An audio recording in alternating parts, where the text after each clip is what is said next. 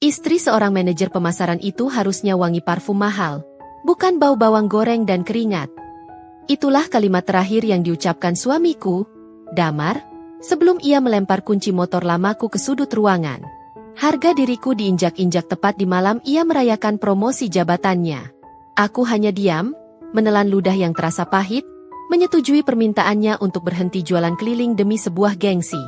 Damar tersenyum puas, mengira ia telah membersihkan citra keluarganya. Ia sama sekali tidak tahu bahwa keputusannya malam itu justru menjadi awal dari kehancuran karirnya sendiri, dan awal dari lahirnya sebuah kerajaan bisnis yang akan membuatnya berlutut gemetar saat melihat isi garasi rumah kami 1 bulan ke kamu. Halo Sobat Dira Story, semoga hari ini rezeki kalian lancar dan kesehatan selalu terjaga ya. Sebelum kita masuk ke drama rumah tangga yang penuh intrik ini, coba absen dulu di kolom komentar. Kalian mendengarkan cerita ini dari kota mana? Lantai ruang tamu yang dingin menjadi saksi bisu kelelahanku sore itu. Jam dinding menunjukkan pukul 5 sore, cahaya matahari mulai meredup, menyisakan bias oranye yang masuk malu-malu lewat celah gorden. Aku, Safira, duduk bersimpu di atas karpet bulu tipis, satu-satunya barang mewah yang tersisa di rumah ini, dikelilingi oleh ribuan keping uang logam dan lembaran uang kertas yang lecek. Aroma logam bercampur bau minyak goreng sisa dagangan hari ini menguar kuat di udara. Bagi orang lain, mungkin ini bau kemiskinan. Tapi bagiku, ini adalah aroma perjuangan. 1.000, 2.000, 5.000. Gumamku pelan, jari jemariku yang kasar dan sedikit berminyak dengan cekatan menyusun uang receh itu menjadi tumpukan rapi. Hari ini, daganganku ludes. 3 termos es campur, 2 keranjang besar gorengan, dan puluhan bungkus nasi uduk habis tak bersisa di serbu buruh pabrik di kawasan industri seberang. Kakiku rasanya mau copot karena harus mengayuh sepeda tua dengan gerobak tambahan di belakangnya sejauh 10 km. Tapi, rasa pegal itu lenyap seketika melihat total uang yang terkumpul hari ini, Rp350.000 bersih.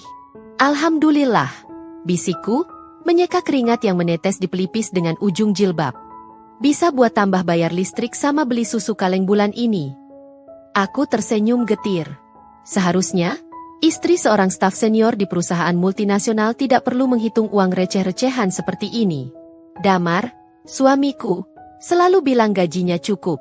Tapi kenyataannya, gajinya habis untuk mencicil mobil yang jarang dipakai, membeli jam tangan branded agar terlihat necis di depan klien, dan mentraktir teman-temannya di kafe mahal. Uang belanja untukku?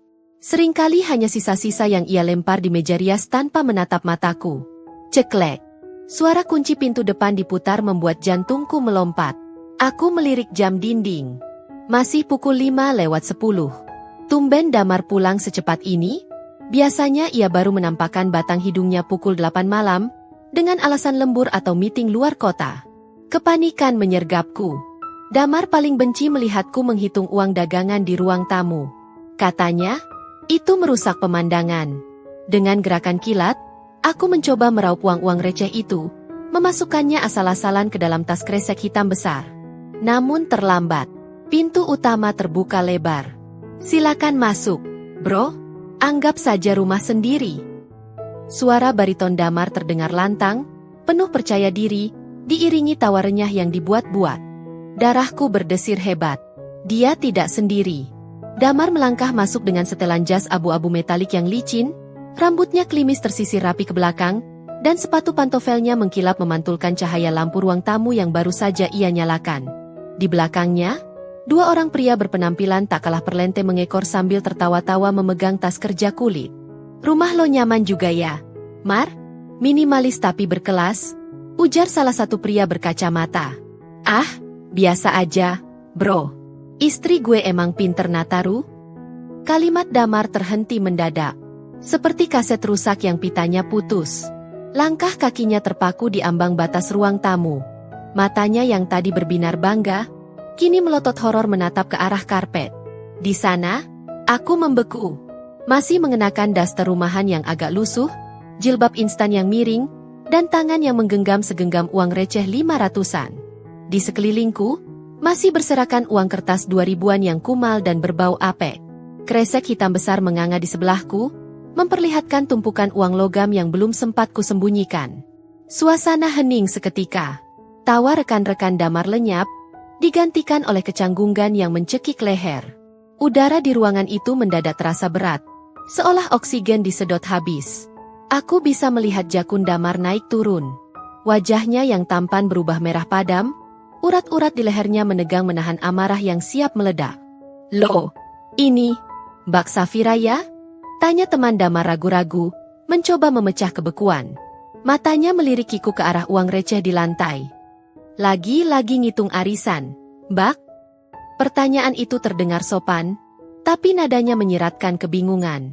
Istri seorang calon manajer duduk di lantai mengais uang receh, pemandangan yang sangat kontras dengan citra elit yang selalu dibangun Damar di kantornya. Aku membuka mulut, ingin menjawab, tapi suara Damar memotong dengan cepat dan tajam. "Iya, itu uang kas RT."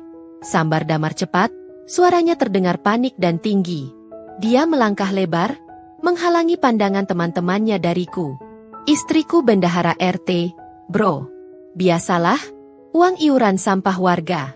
Makanya recehan semua." Bohong. Kebohongan yang meluncur begitu mulus.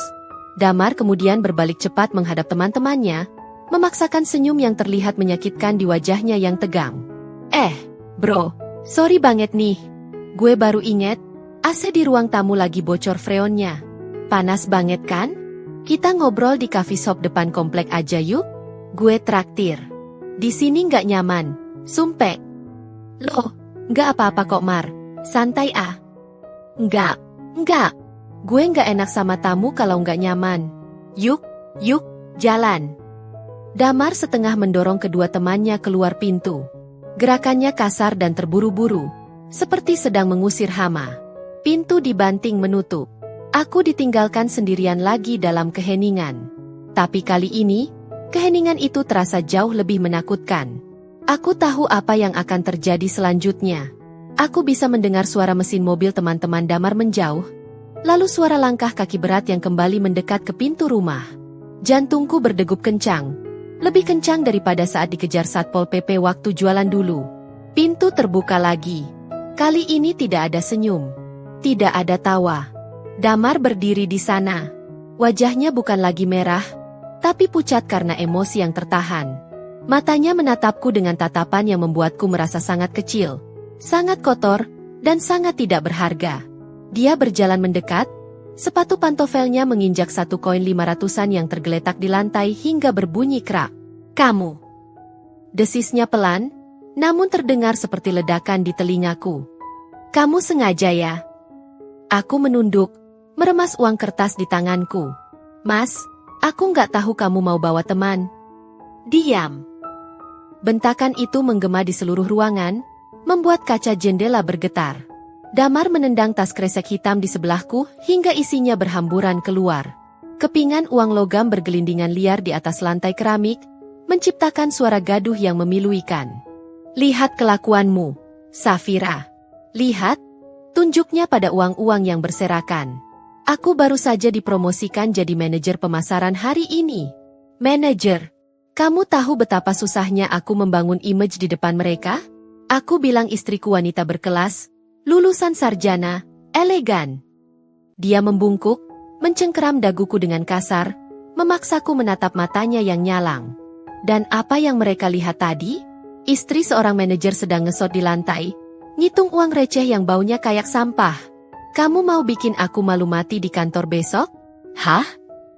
Air mataku menetes, membasahi tangannya yang mencengkeram wajahku. "Tapi mas, ini uang halal. Ini hasil keringatku buat bantu bayar listrik yang nunggak karena uangmu habis buat cicilan mobil." "Alasan?" Damar melepaskan cengkeramannya kasar, membuatku terhuyung ke belakang. Dia berdiri tegak, merapikan jasnya dengan gerakan menyentak, seolah sentuhanku tadi menularkan penyakit. Dia menarik napas panjang, lalu menatapku dengan tatapan dingin yang belum pernah kulihat sebelumnya.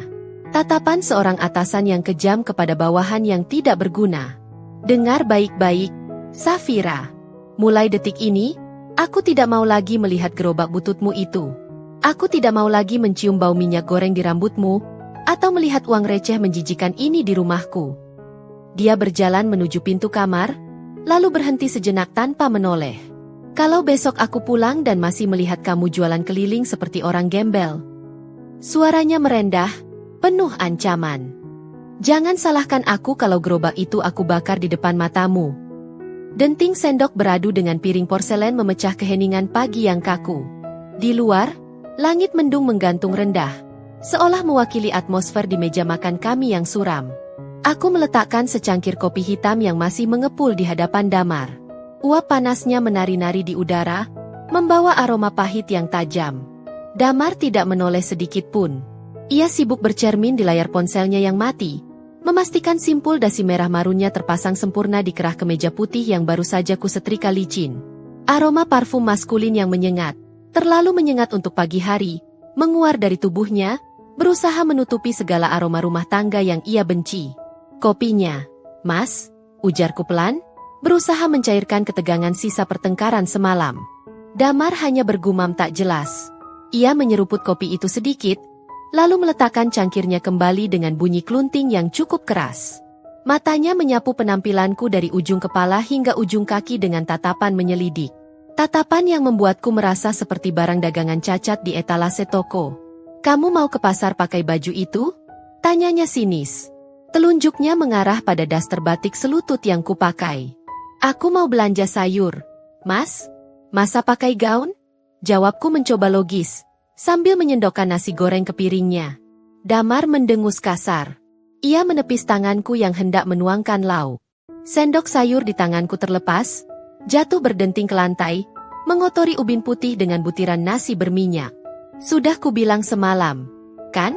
Berhenti bersikap seperti pembantu," bentaknya. Suaranya tidak tinggi, tapi penekanannya tajam menusuk ulu hati. "Mulai hari ini, statusmu itu istri manajer area. Istri pejabat kantor. Kamu harus paham etika." Aku memungut sendok yang jatuh itu dengan tangan gemetar. Dadaku sesak. "Aku paham, Mas. Tapi kita butuh makan. Kalau aku nggak ke pasar, nggak masak, kita makan apa? Uang belanja yang Mas kasih bulan lalu sudah habis buat servis mobilmu." Damar tertawa pendek. Tawa yang kering dan meremehkan. Ia merogoh saku celana bahannya, mengeluarkan dompet kulit tebal, lalu melempar sebuah kunci ke atas meja makan. "Brah, itu kunci motor metik lamaku. Motor yang setia menemaniku mengantar pesanan catering dan belanja ke pasar induk subuh-subuh. Jual motor butut itu," perintahnya dingin. "Ganti sama yang bagusan dikit. Malu aku kalau ada stafku lihat istri bosnya naik rongsokan yang knalpotnya ngebul begitu." Aku terbelalak. "Mas, itu satu-satunya kendaraan operasionalku. Kalau dijual, aku naik apa? Naik taksi online? Atau diam saja di rumah?" Potongnya cepat. Ia memajukan tubuhnya, menatapku lekat-lekat. "Dengar ya, Safira. Tugasku sekarang berat. Aku harus menjaga wibawa di depan direksi. Dan wibawa itu butuh modal. Ngomong-ngomong soal modal."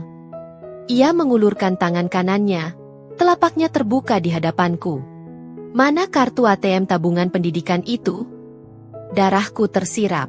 Jantungku seakan berhenti berdetak sesaat. Tabungan itu adalah nyawaku. Uang yang kukumpulkan sedikit demi sedikit dari keuntungan jualan gorengan 1.000 perak, yang kusisihkan diam-diam untuk dana darurat dan rencana kami punya anak nanti. "Mas, nggak bisa," tolakku spontan, suaraku bergetar tapi tegas. "Itu uang pegangan terakhir kita. Kalau ada sakit mendadak gimana? Kalau orang tua di kampung butuh bantuan gimana?" "Sinin." Damar tidak mau mendengar. Nada bicaranya naik 1 oktav. "Aku butuh DP mobil baru hari ini. Honda Civic keluaran terbaru. Teman-teman manajer lain semua pakai mobil Eropa atau sedan Jepang kelas atas. Cuma aku yang masih pakai city car murahan itu. Kamu mau suamimu dihina? Kamu mau karirku mandek cuma gara-gara mobil jelek? Tapi itu tabungan 3 tahun, Mas. 3 tahun aku kumpulkan receh demi receh." Air mataku mulai menggenang. Aku mundur selangkah, mendekap saku dasterku di mana dompetku tersimpan. Damar berdiri mendadak. Kursi makannya berderit nyaring terdorong ke belakang. Ia melangkah mendekatiku. Aroma parfumnya kini bercampur dengan bau amarah yang mengintimidasi. Ia tidak memukulku. Ia terlalu pengecut untuk melakukan kekerasan fisik yang berbekas. Tapi kata-katanya jauh lebih mematikan. Ia meraih pergelangan tanganku, mengangkatnya tinggi-tinggi ke udara. Lihat tangan ini, desisnya tepat di depan wajahku. Kasar, kapalan, kutukunya hitam, dan baunya. Ia mengendus tanganku lalu memalingkan wajah dengan ekspresi jijik yang dibuat-buat, seolah baru saja mencium bangkai tikus. Bau bawang, bau terasi, bau kemiskinan. Ia menghempaskan tanganku kasar. Klien-klienku itu orang berkelas, Safira. Istri mereka tangannya halus, wangi Chanel atau Dior. Kalau aku ajak kamu gala dinner dan kamu salaman sama mereka dengan tangan bau bumbu ini, mereka bakal muntah. Jabatan aku taruhannya. Air mataku tumpah, tak terbendung lagi. Rasa perih menyayat hati bukan karena kehilangan uang, tapi karena penghinaan dari mulut laki-laki yang dulu berjanji akan memuliakanku di depan penghulu. Jadi menurutmu aku menjijikan, Mas? Tanyaku lirih. Sangat, jawabnya tanpa ragu. Matanya dingin, tanpa belas kasih. Sekarang serahkan kartunya. Anggap saja itu investasi. Kalau aku sukses, kamu juga yang enak. Jangan jadi istri yang picik dan penghambat rezeki suami. Aku menatap wajah tampan yang kini terasa asing itu. Ada sesuatu yang mati di dalam diriku saat itu juga. Rasa hormatku, harapanku, dan sisa-sisa kehangatan cinta yang kucoba pertahankan. Semuanya padam seperti lilin ditiup badai.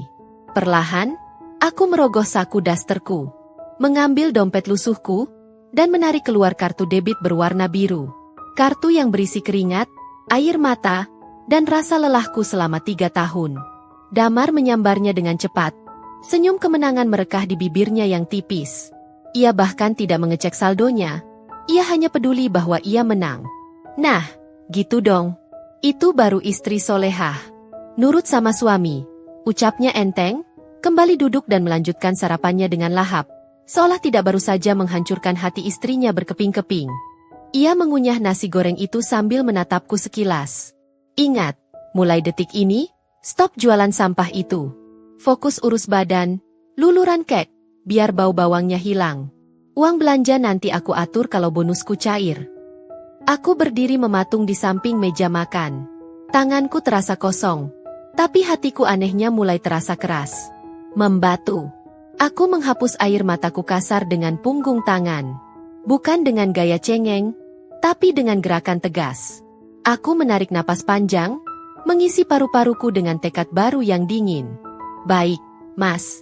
Suaraku keluar datar, tanpa getaran sedikit pun. Emosi di dadaku sudah membeku. Damar menoleh sedikit, alisnya terangkat, mungkin heran mendengar nada bicaraku yang berubah drastis. Aku menatap lurus tepat ke manik matanya. Sorot mataku tajam menusuk, membuat kunyahannya terhenti sejenak. Aku akan berhenti jualan keliling seperti maumu. Aku akan buang gerobak itu. Aku akan diam di rumah. Aku memberi jeda 1 detik, membiarkan kalimatku meresap. Tapi ingat satu hal, Mas. Saat uangmu habis untuk gengsi dan kamu butuh makan, jangan pernah tanya dari mana aku mendapatkan uang nanti. Jangan pernah tanya apa yang aku lakukan di belakangmu. Deru mesin mobil Honda Jazz lama kami, yang sebentar lagi akan ditukar tambah demi gengsi, perlahan menghilang di tikungan jalan. Keheningan kembali menyelimuti rumah tipe 45 ini. Namun kali ini, keheningan itu tidak lagi terasa mencekam bagiku. Begitu bayangan mobil Damar lenyap, aku langsung memutar kunci pintu utama. Klik. 2 kali putaran. Dikunci rapat. Aku tidak menangis. Air mataku sudah kering, digantikan oleh api kecil yang menyala di ulu hati. Aku berjalan cepat menuju kamar, bukan untuk meratapi nasib di bawah selimut, melainkan untuk mengambil ponsel lamaku yang layarnya retak di ujung kanan. Tanganku dengan cekatan menekan sebuah nomor kontak yang sudah lama kusimpan namun ragu untuk kuhubungi. Nama di layar itu tertulis, Pak Rahmat, Gudang Garmen. Nada sambung berbunyi 2 kali. Halo? Assalamualaikum. Suara berat seorang pria parubaya terdengar di seberang sana. Aku menarik napas panjang, mengubah postur tubuhku menjadi tegak. Nada bicaraku yang biasanya lembut dan penurut di depan Damar, kini berubah total. Tegas, lugas, dan penuh percaya diri. Waalaikumsalam, Pak Rahmat. Ini Safira, yang dulu pernah kirim tester nasi box untuk acara syukuran gudang Bapak. Sapaku. Oh, Bu Safira. Wah, apa kabar Bu? Masakan ibu itu masih sering diomongin anak-anak gudang loh. Sambal bajaknya itu, wah juara. Ada apa nih Bu tumben nelpon? Begini Pak, saya dengar catering lama di pabrik Bapak kontraknya diputus karena masalah kebersihannya. Aku langsung masuk ke inti pembicaraan. Tidak ada basa-basi. Insting bisnisku tajam mencium peluang dari obrolan ibu-ibu di pasar kemarin. Hening sejenak di seberang sana. Loh, kok ibu tahu? Iya Bu, bener. Kacau itu, nasi basi dikirim buat shift malam. Manajemen lagi pusing cari vendor pengganti yang sanggup masak 2000 porsi sehari. Tapi syaratnya berat Bu, harus siap modal awal dan sistem pembayarannya tempo 2 minggu. Aku tersenyum tipis. Damar pikir dia mengambil segalanya saat merampas kartu ATM-ku? Dia lupa, aset terbesar pedagang bukan uang, tapi kepercayaan. Saya sanggup, Pak, jawabku mantap, tanpa keraguan sedikit pun. Soal modal bahan baku, saya punya supplier langganan di pasar induk yang bisa kasih tempo bayar. Bapak cukup bantu saya masukin proposal ke HRD hari ini. Jaminan rasa dan kebersihan, kepala saya taruhannya. Waduh, serius Bu? 2000 porsi lo ini, bukan main-main. Sangat serius, Pak. Siang ini saya kirim sampel menu baru ke kantor Bapak. Tolong disiapkan jalurnya. Telepon ditutup. Kesepakatan awal terkunci. Aku tidak membuang waktu.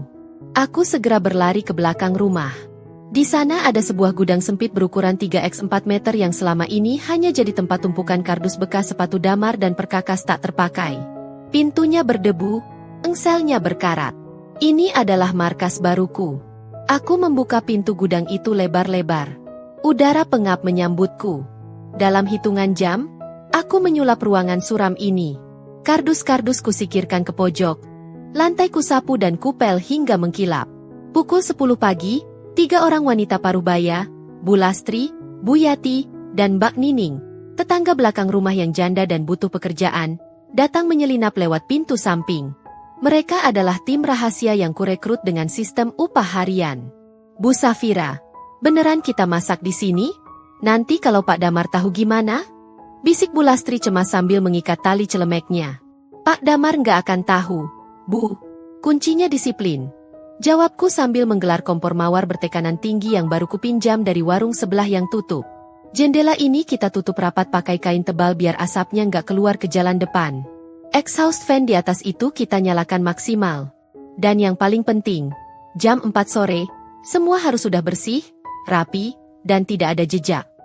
Siap, Bu. Seru mereka serempak.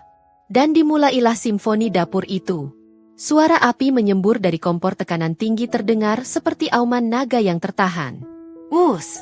Minyak panas bergolak di dalam wajan raksasa berdiameter 1 meter. Aroma bawang putih, cabai merah keriting, dan terasi udang yang ditumis mulai memenuhi ruangan kecil itu. Baunya tajam, pedas, menggugah selera, namun sekaligus berbahaya jika tercium sampai ke ruang tamu. Aku berdiri di depan wajan, mengaduk 50 kilo daging sapi dengan spatula besi seukuran lengan orang dewasa. Keringat bercucuran deras membasahi daster dan jilbabku. Wajahku memerah terkena hawa panas, tapi mataku berbinar. Mbak Nining, potongan wortelnya jangan terlalu tebal. Kita kejar tekstur crunchy. Teriakku mengalahkan suara desis penggorengan. Bu Yati, bumbu rendangnya kurang medok. Tambah lengkuas sama serai 2 batang lagi. Di sini, di ruangan sempit penuh asap ini, aku bukan lagi istri yang diinjak-injak. Aku adalah komandan perang. Setiap porsi makanan adalah peluru, dan setiap kotak nasi adalah benteng pertahanan masa depanku. Jam demi jam berlalu. Ratusan kotak sampel catering berhasil kami selesaikan dan diam-diam diangkut oleh kurir ojek online lewat pagar belakang. Dapur, bawah tanah, ini bekerja seefektif pabrik Jepang. Pukul 3 sore. Target tercapai. Oke ibu-ibu, stop produksi. Sekarang operasi pembersihan. Komandoku. Kami bergerak cepat seperti pasukan khusus. Wajan dicuci, lantai disiram air sabun wangi lemon untuk mengusir bau amis, sampah dibungkus rapat dalam plastik berlapis 3. Bu Lastri menyemprotkan pengharum ruangan aroma kopi di setiap sudut untuk menetralisir bau bumbu yang menyengat. Namun, kami melupakan satu hal. Aroma masakan dalam jumlah besar memiliki sifat jahat. Ia menempel. Menempel di dinding, di gorden, dan merayap pelan lewat celah-celah ventilasi menuju ruang tengah. Pukul 4:10. Ponselku bergetar di saku. Notifikasi dari grup WhatsApp warga komplek. Tapi bukan itu yang membuat darahku berhenti mengalir. Suara mesin mobil. Suara halus mesin sedan Civic Turbo terbaru. Itu bukan mobil lama kami. Itu mobil baru Damar. Aku membeku. Bu Yati yang sedang mengelap meja menatapku panik. Bu, itu suara Pak Damar. Dia pulang cepat. Bisikku horor. Ya Tuhan, dia bilang mau lembur hari ini. Aku segera memberi isyarat tangan. Keluar. Ketiga pegawaiku itu bergegas kabur lewat pintu belakang tanpa suara, membawa serta sisa-sisa peralatan kotor. Aku tinggal sendirian di dapur belakang yang pintunya terkunci rapat. Jantungku berpacu dengan langkah kaki yang terdengar masuk ke dalam rumah. Assalamualaikum. Suara Damar terdengar dari ruang tamu. Nadanya terdengar kesal dan lelah. Safira, kamu di mana? Kepalaku sakit banget nih. Migrain kambuh gara-gara meeting alot. Aku tidak menjawab. Aku sibuk mengendus tubuhku sendiri. Bau. Bau asap masakan dan bawang goreng melekat kuat di bajuku. Aku buru-buru melepas celemek, menyembunyikannya di balik tumpukan kain pel. Langkah kaki Damar terdengar mendekat ke arah ruang tengah. Semakin dekat ke arah dapur. Safira? Panggilnya lagi. Kali ini lebih keras. Aku menahan napas, bersandar di balik pintu gudang yang terkunci dari dalam. Tiba-tiba langkahnya berhenti. Hening sejenak. Aku bisa membayangkan hidung mancung Damar sedang mengendus-endus udara seperti anjing pelacak. Meski sudah disemprot pengharum kopi, aroma sisa tumisan bumbu balado yang pekat masih samar-samar tertinggal, bersembunyi di balik molekul udara. Bau apa ini? Gumam Damar, suaranya terdengar sangat dekat. Tepat di balik pintu gudang tempatku bersembunyi. Kok baunya kayak dapur umum? Kenop pintu gudang diputar kasar. Klek, klek, terkunci. Safira? Suara Damar kini penuh kecurigaan. Ia menggedor pintu gudang itu sekali. Dung, kamu di dalam? Ngapain kamu kunci pintu gudang? Buka. Keringat dingin mengalir di punggungku. Jika dia masuk sekarang, dia akan melihat kompor mawar raksasa yang belum sempat kusembunyikan, dan tumpukan karung beras 50 kg di pojok ruangan. Habislah aku. Habislah rencanaku. Safira, buka atau aku dobrak. Teriaknya lagi, emosinya mulai naik seiring rasa sakit di kepalanya. Aku memejamkan mata, memutar otak secepat kilat.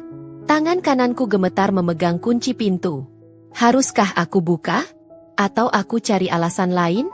Detik-detik terasa melambat saat tangan Damar kembali memukul pintu kayu itu dengan keras, siap meledakkan amarahnya. 1, 2. Damar mulai menghitung. 3. Bersamaan dengan teriakan Damar, aku memutar anak kunci dengan gerakan kilat. Klik. Pintu gudang terbuka setengah jengkal, cukup untuk menyembulkan kepalaku keluar. Namun tubuhku menahan daun pintu agar tidak terbuka lebar. Hawa panas dari dalam ruangan langsung menyembur keluar, menabrak wajah Damar yang sudah merah padam. Kamu ngapain dikunci? Bentak Damar sambil memegangi kepalanya yang berdenyut. Matanya mencoba mengintip ke celah sempit di belakang punggungku. Jangan masuk, Mas. Ada bangkai tikus. Seruku cepat, memasang wajah jijik yang meyakinkan. Tadi aku cium bau busuk banget di pojok.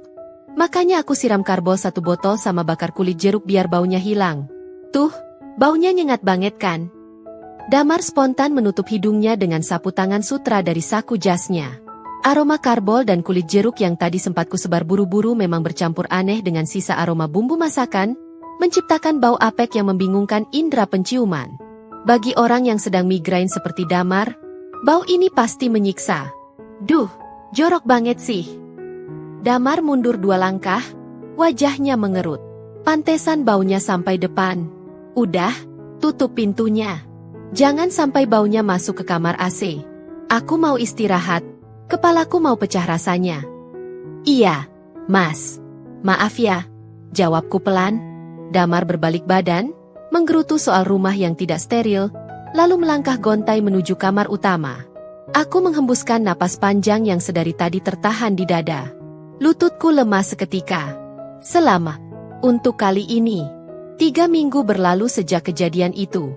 Kehidupan kami berjalan dengan 2 rel yang berbeda arah. Damar semakin melesat naik dengan gaya hidup hedonisnya. Sementara aku semakin tenggelam dalam kesibukan bawah tanah yang tak kasat mata. Pagi ini, meja makan kami kembali menjadi panggung drama satu babak. Damar sedang sibuk mematut diri dengan jam tangan barunya. Sebuah arloji chronograph dengan tali rantai emas yang berkilau norak tertimpa cahaya lampu. Itu jam ketiga yang ia beli bulan ini. Tagihan kartu kredit yang datang ke rumah kemarin tebalnya sudah seperti naskah skripsi. Tapi Damar selalu menyembunyikannya di laci kantor. Ganteng kan, Dek? Tanyanya tanpa menoleh, lebih bicara pada bayangannya sendiri di layar ponsel. Ini edisi terbatas. Pak Direktur aja belum punya. Aku hanya mengangguk pelan sambil meletakkan sepiring roti bakar. Bagus, Mas. Tapi, minggu ini jatah belanja dapur sudah habis. Boleh minta tambah sedikit? Harga beras naik lagi. Gerakan tangan Damar terhenti. Senyum narsis di wajahnya lenyap seketika, digantikan oleh decakan lidah yang meremehkan. Ia merogoh dompetnya dengan malas, mencabut 2 lembar uang 100 ribuan berwarna merah, lalu meletakkannya, atau lebih tepatnya, menjatuhkannya, di atas meja. Uang itu melayang pelan sebelum mendarat di samping toples kerupuk. 200 ribu. Cukup-cukupin buat seminggu, katanya datar. Aku menatap 2 lembar uang itu. Dulu, mungkin aku akan menangis atau memohon. Tapi hari ini, di balik celemek kumalku, terselip sebuah amplop coklat berisi invoice tagihan catering senilai 50 juta rupiah yang siap dikirim ke klien siang nanti. 200 ribu ini bahkan tidak cukup untuk membeli bensin mobil box operasionalku. Namun, aku mengambil uang itu dengan tangan tunduk. Makasih, Mas. Jangan boros. Ceramahnya sambil membetulkan letak dasi. Kamu tuh enak. Di rumah cuma ongkang-ongkang kaki, nggak tahu susahnya cari duit. Aku di kantor lagi pusing 7 keliling. Tahu nggak? Aku menaikkan alis sedikit. Ada masalah di kantor, Mas? Damar menghela napas dramatis, seolah beban dunia ada di pundaknya. Ia duduk kembali, menyeruput kopinya dengan kasar. Vendor catering kantor. Brengsek emang. Umpatnya. Baru ketahuan kemarin, ternyata si pemilik catering itu main mata sama bagian pengadaan lama. Makanannya basi, harganya di markup gila-gilaan. Sekarang semua dipecat, dan Pak CEO tunjuk aku buat cari vendor baru secepatnya. Jantungku berdegup kencang. Bukan karena takut, tapi karena adrenalin. Ini dia. Terus, Mas harus cari catering yang gimana? Tanyaku hati-hati, memancing informasi. Ya yang premium lah. Damar mengibaskan tangannya antusias. Pak CEO itu lidahnya sensitif. Dia mau masakan rumahan tapi rasanya hotel bintang 5. Bersih, kemasannya elegan, dan yang paling penting, profesional. Bukan catering ecek-ecek kayak jualan kamu dulu. Aku tersenyum tipis. Sangat tipis hingga Damar tidak menyadarinya. Susah dong cari yang begitu dadakan. Makanya aku pusing. Anggarannya gede banget padahal. Kalau aku berhasil dapat vendor yang cocok, posisiku makin aman. Bisa-bisa tahun depan aku ganti mobil lagi. Damar membayangkan masa depan hayalannya dengan mata berbinar. Kamu nggak bakal ngerti urusan bisnis ginian, Safira. Otakmu cuma nyampe urusan bawang merah bawang putih. Betapa ironisnya. Pria di hadapanku ini sedang mencari harta karun yang sebenarnya ada tepat di bawah hidungnya. Dimasak oleh istri yang ia hina setiap pagi. Damar berdiri, meraih tas kerjanya. Udah aku berangkat. Jangan lupa setrika jas abu-abuku buat besok. Ada meeting penting. Hati-hati, Mas. Baru saja Damar melangkah menuju pintu depan, ponsel di saku dasterku bergetar panjang. DRRRRT. DRRRRT. Getarannya terasa kuat di pinggangku. Itu getaran notifikasi M-Banking prioritas. Tanda uang masuk dalam jumlah besar. Sialnya, aku lupa mematikan volume dering. Suara, ting, yang khas dan nyaring terdengar jelas di ruangan yang hening itu. Langkah Damar terhenti di ambang pintu. Ia menoleh perlahan, keningnya berkerut curiga. Bunyi apa itu? Tanyanya tajam. Matanya tertuju pada saku dasterku yang terlihat menggembung oleh bentuk ponsel. Itu bunyi notifikasi transferan bank, kan? Aku hafal bunyinya. Darahku berdesir. Damar memang boros, tapi dia tidak bodoh soal bunyi uang. Aku meremas kain dasterku, berusaha terlihat tenang meski jantungku seperti mau melompat keluar. Oh ini, Mas. Bunyi SMS operator. Biasa, penawaran pinjaman online. Berisik banget dari pagi. Damar memicingkan matanya, tidak langsung percaya. Ia melangkah mendekatiku lagi, mengikis jarak di antara kami. Aura intimidasi itu kembali muncul. Coba lihat HPMU, pintanya sambil mengulurkan tangan.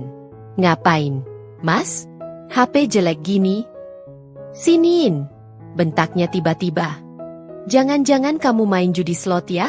Atau pinjam uang ke lintah darat buat gaya-gayaan? Tuduhan konyol. Tapi berbahaya jika ia melihat layar ponselku. Di sana, notifikasi itu masih menyala terang di lock screen. Dana masuk, 75 juta rupiah dari PT Mega Cipta Industri, pelunasan termin 1. Jika Damar melihat angka itu, tamatlah riwayatku. Dia akan tahu aku berbohong, dan yang lebih parah, dia akan merasa berhak atas uang itu sebagai kepala keluarga. Tangan Damar semakin dekat, ujung jarinya hampir menyentuh saku dasterku. Aku mundur selangkah, menabrak meja makan. Mas, udah siang. Nanti telat meetingnya. Usahaku mengalihkan perhatian. Suaraku mulai terdengar panik. Bodoh amat. Sini HP-nya. Damar memaksa. Tangannya mencengkeram lengan atasku. Ia menarik paksa ponsel dari saku dasterku. Waktu seakan melambat saat ponsel itu berpindah tangan. Damar mengangkat ponsel itu ke depan wajahnya. Jarinya bergerak hendak menekan tombol power untuk menyalakan layar yang sedang gelap sleep mode. 1 detik lagi. 1 detik lagi rahasia senilai 75 juta rupiah itu akan terbongkar. Tiba-tiba, suara klakson mobil terdengar nyaring dari depan rumah. Tin! Tin! Itu suara klakson mobil jemputan kantor. Sejak mobil lamanya masuk bengkel, lagi, Damar dijemput supir kantor khusus manajer. Damar tersentak kaget. Ia menoleh ke arah jendela depan. Perhatiannya terpecah. Sialan, Pak Ujang udah datang, umpatnya.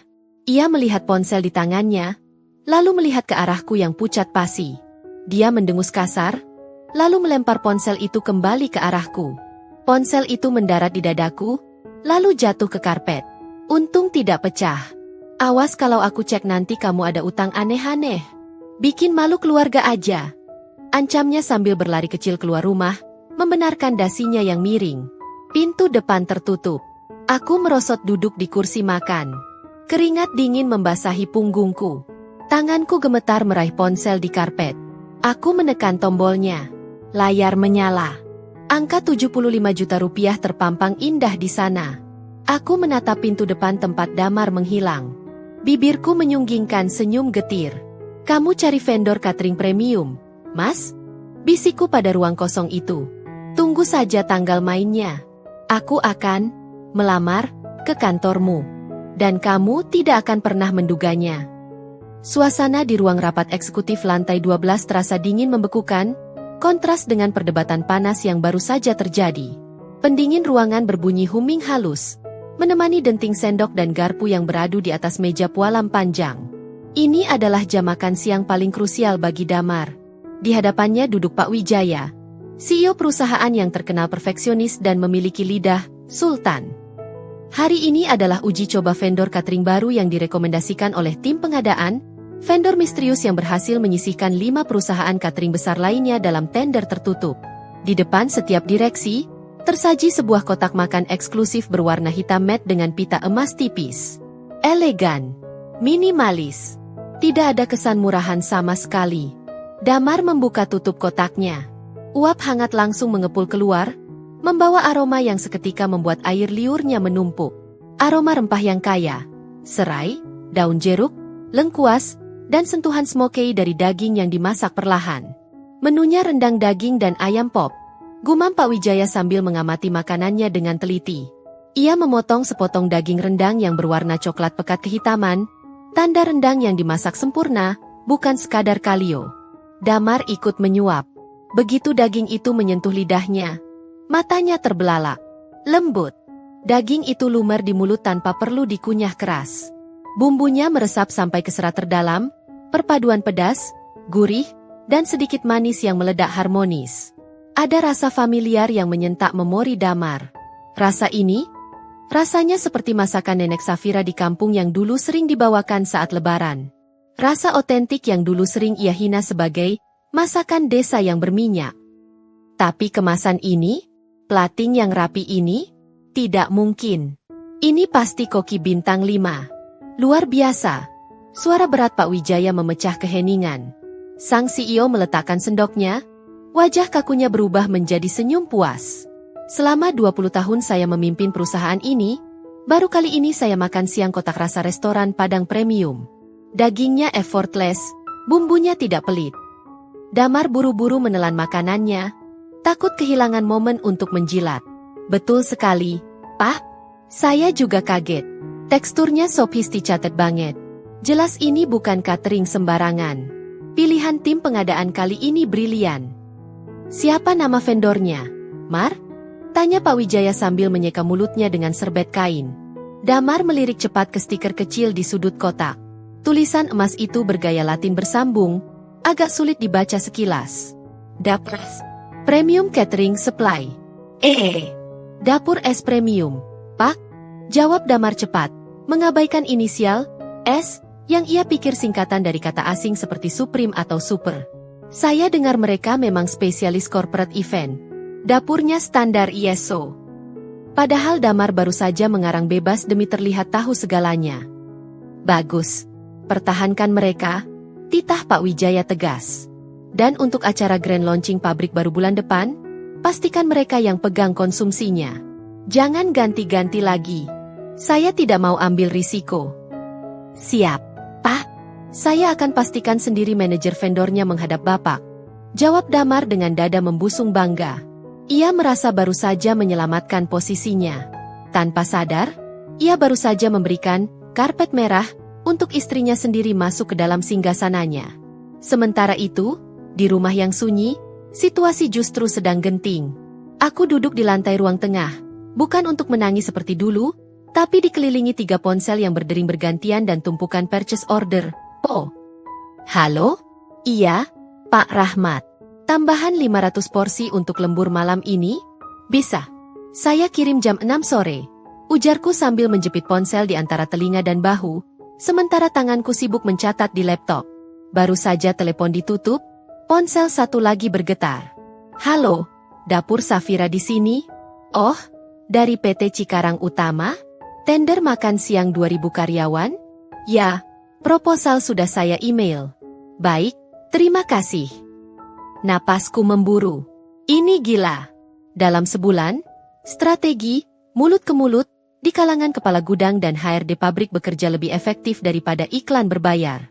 Kualitas rasa dan harga yang bersaing membuat namaku, atau lebih tepatnya brandku, meledak di kawasan industri. Tapi ada satu masalah besar yang baru saja menghantamku siang ini, logistik. Selama ini aku mengandalkan jasa sewa mobil bak terbuka tetangga dan taksi online untuk pengiriman. Tapi dengan volume pesanan yang melonjak jadi ribuan porsi per hari, cara itu sudah tidak mungkin dipakai. Biaya kirim membengkak, dan risiko makanan rusak di jalan terlalu besar. Tadi pagi, satu pengiriman terlambat karena supir sewaannya nyasar, membuatku kena tegur klien. Aku butuh armada sendiri. Sekarang juga, aku menatap layar laptop, membuka mobile banking.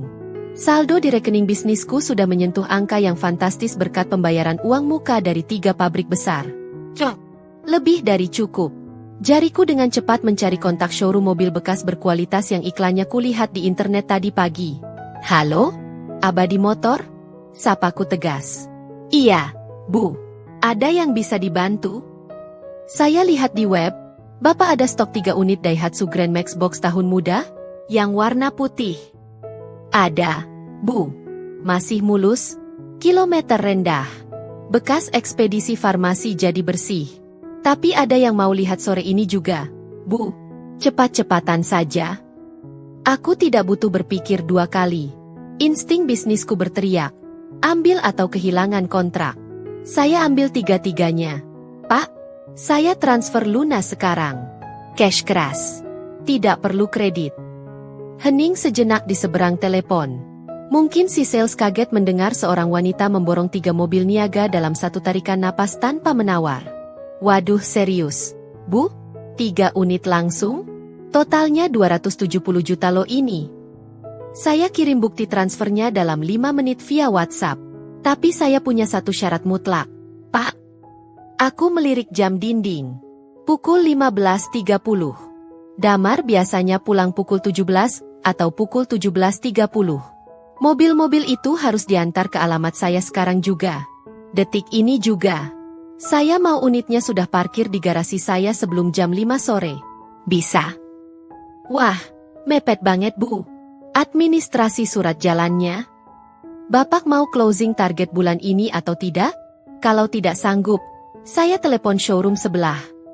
Sanggup, Bu. Siap. Saya suruh anak buah jalan sekarang juga. Jawab sales itu panik namun girang. Aku menutup telepon. Tanganku sedikit gemetar saat menekan tombol konfirmasi transfer di aplikasi bank. Transaksi berhasil. 270 juta rupiah melayang dalam sekejap. Tapi ini bukan belanja konsumtif seperti jam tangan Damar. Ini adalah kaki-kaki besi yang akan menopang kerajaanku. Aku berjalan ke jendela depan, menyingkap gorden sedikit. Langit mulai mendung lagi. Angin sore bertiup kencang menggoyangkan pohon mangga di halaman. Jantungku berpacu dengan waktu. Jika mobil-mobil box besar itu datang berpapasan dengan mobil Damar di jalan masuk komplek, habislah sudah sandiwaraku. Damar pasti akan bertanya, curiga, dan meledak. Tapi jika mobil-mobil itu sampai duluan, aku bisa menyusun skenario. Aku bisa bilang itu mobil titipan teman, atau mobil sewaan sementara tetangga. Apapun, asal jangan ketahuan sekarang. Tik-tok tik-tok. Jam dinding berdetak seolah mengejekku. Pukul 16.15. Belum ada tanda-tanda. Pukul 16.30. Ponselku bergetar. Pesan WhatsApp dari Damar masuk. Mas Damar, aku jalan pulang. Macet parah. Siapin air hangat, badan remuk semua. Darahku tersirap. Kalau macet, dia bisa sampai lebih lama. Atau justru dia lewat jalan tikus yang lebih cepat? Tiba-tiba, suara deru mesin diesel yang berat terdengar dari ujung jalan komplek. Bukan satu, tapi 3 suara mesin yang beriringan. Aku berlari keluar pagar. Di ujung jalan, 3 kepala mobil box berwarna putih terlihat berbelok perlahan memasuki gang rumahku. Gek, besar, dan sangat mencolok. Cepat, cepat, gumamku sambil melambaikan tangan pada supir di depan, memberi kode agar mereka segera memarkirkannya masuk ke halaman. Mobil pertama masuk. Mobil kedua masuk. Saat mobil ketiga baru saja memundurkan pantat boxnya yang besar untuk masuk gerbang, sebuah mobil sedan hitam mengkilap muncul dari tikungan jalan. Itu mobil jemputan kantor Damar. Jaraknya hanya tinggal 50 meter. Dan mobil box ketiga masih melintang menghalangi jalan, macet dalam posisi atret. Mata Damar dari balik kaca jendela mobil sedan itu menatap lurus ke depan. Ke arah gerbang rumah kami yang sedang disesaki truk-truk raksasa. Waktu seakan berhenti. Apakah dia melihatku? Apakah dia melihat tulisan, Dapur Safira, yang baru saja kutempel stiker magnetik di pintu truk itu? Aku membeku di samping pagar, menahan napas, berdoa agar keajaiban menyelamatkanku dari kiamat kecil ini. Supir sedan kantor itu membunyikan klakson panjang. Tin! Memprotes truk besar yang menghalangi jalan masuk. Kaca jendela belakang sedan itu turun perlahan. Wajah Damar muncul, matanya menyipit menembus kaca mobil yang gelap, menatap pantat mobil box yang sedang berusaha parkir mundur dengan canggung. Jantungku rasanya berhenti berdetak. Stiker magnetik bertuliskan, Dapur Safira, masih menempel di pintu samping truk itu. Jika Damar melihatnya, tamatlah riwayatku. Why? Minggir! Teriak Damar dari dalam mobil. Suaranya terdengar kesal setengah mati. Truk itu akhirnya berhasil masuk sepenuhnya ke halaman, menyisakan celah sempit bagi mobil sedan Damar untuk lewat. Saat truk itu melintas di depanku, dengan gerakan tangan secepat kilat, memanfaatkan momen supir truk yang sedang melongo ke spion, aku menyambar stiker magnetik di pintu sampingnya. Seret! Stiker itu terlepas dan langsung kusembunyikan di balik punggungku. Mobil sedan Damar meluncur masuk, berhenti tepat di depan teras. Damar keluar sambil membanting pintu mobil. Apa-apaan ini, Safira? Tunjuknya pada barisan 3 mobil box yang kini memenuhi halaman rumah minimalis kami, membuat rumah ini terlihat seperti gudang ekspedisi. Mobil siapa ini? Bikin sempit aja. Kamu sewain parkiran buat truk sampah.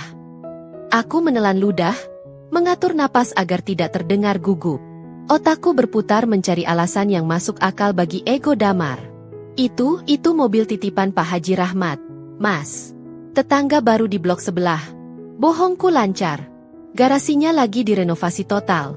Dia bingung mau taruh armada logistiknya di mana. Dia mohon-mohon titip di sini seminggu. Dia bayar sewa 1 juta. Mas, lumayan kan buat bayar listrik? Damar mendengus, menendang ban salah satu truk itu dengan ujung sepatu pantofelnya. Cih, 1 juta? Murahan banget. Harusnya kamu minta 3 juta. Halaman rumah manajer kok dipakai parkir truk kuli begini. Bikin jatuh harga diri aja. Namanya juga nolong tetangga. Mas? Ya sudah, suruh supirnya jangan berisik. Besok kalau masih ada oli netes di lantai carport, aku suruh angkat kaki. Damar tidak bertanya lebih lanjut. Baginya, urusan truk dan logistik adalah urusan kelas bawah yang tidak pantas ia pikirkan. Kesombongannya telah menyelamatkanku. Dia terlalu angkuh untuk sekadar memeriksa plat nomor atau bertanya lebih detail. Aku menghela napas lega saat punggung Damar menghilang di balik pintu rumah. Aman. Untuk sementara. 3 hari kemudian. Suasana di kantor pusat PT Angkasa Raya pagi itu terasa berbeda. Biasanya, lobi kantor dipenuhi suara tawa karyawan yang baru datang atau denting gelas kopi dari pantry. Namun hari ini, udara terasa dingin membekukan, lebih dingin dari suhu AC sentral yang disetel 18 derajat. Damar melangkah masuk dengan percaya diri tinggi. Jas navy blue-nya licin, rambutnya tertata pomade kaku. Ia bersiul pelan, merasa posisinya aman setelah menemukan vendor catering yang dipuji CEO kemarin lusa. Pagi, Sinta, sapa Damar pada resepsionis. Sinta tidak tersenyum genit seperti biasa. Wajahnya pucat, matanya sembab. Ia hanya mengangguk kaku, lalu buru-buru menunduk menekuni layar komputernya. Damar mengernyit. Kenapa tuh anak? Putus cinta kali? Gumamnya tak acuh.